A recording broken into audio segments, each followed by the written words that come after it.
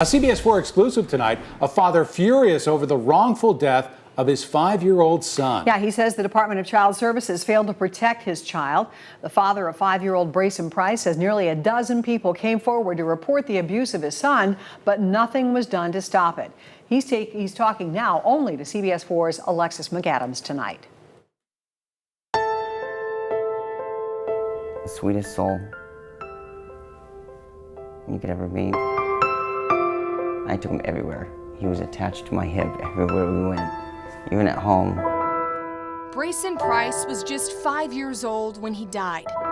He was my life, and he will always continue to be my life. You can see all the bruising. Police say Brayson was abused for years. His death was ruled a homicide, the cause intentional overdose and suffocation. His mom and her boyfriend are now serving time, found guilty in connection to Brayson's death. 39 years is a long time, but how much is a child's life worth? Is it fit? Brayson's father, Justin Morgan, never got to say goodbye to his son, who he only had supervised visits with because of ongoing custody disputes. I was living with her up until he was about 1.5 years. Okay. That's when she started to cut me out of Brayson's life. It got very, very difficult to see him.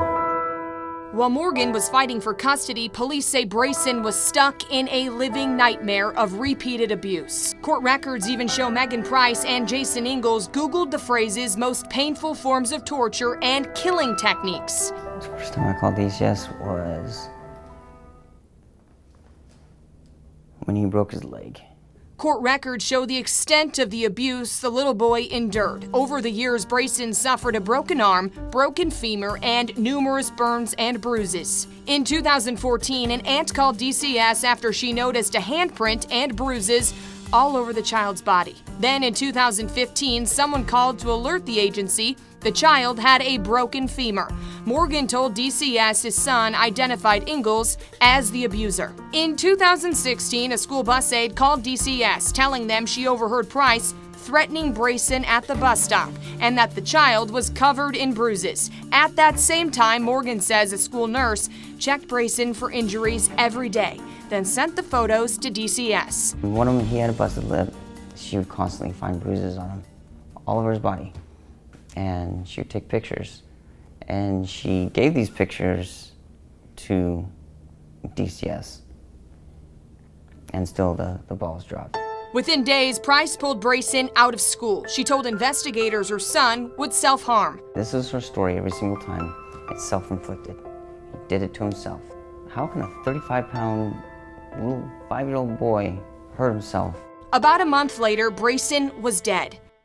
Now, 2 years after Brayson's death, Morgan still puts much of the blame on DCS. He filed a wrongful death lawsuit claiming the agency was complicit in the death of his son. According to the lawsuit, DCS received at least 11 reports of suspected abuse prior to Brayson's death. 7 adults, including Morgan himself, a teacher, a school nurse, a bus aide, a guidance center employee, and other family members called. According to court documents, each time the state agency could not substantiate any of the allegations. These are people from all walks of life that tried to protect him. They're not the only ones to blame. The Department of Child Services, if they would have stepped in, if they would have removed the child on even one of those occasions and actually tried to get to the bottom of how this is occurring, he'd still be alive. Things need to be changed. I reached out to the Department of Child Services. A spokesperson with the agency tells me they do not comment on pending litigation or specific cases due to privacy concerns. Tonight, Ingalls and Price remain behind bars. It's a story we'll continue to follow. In the newsroom, I'm Alexis McAdams. Back to you. All right, Alexis, thanks for bringing us up to speed. Yeah, that's a serious story. And what we're